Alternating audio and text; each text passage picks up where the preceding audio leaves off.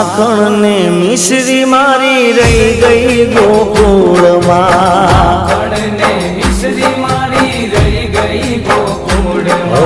માખણ ને મિશ્રી મારી રહી ગઈ ગોકુળમાં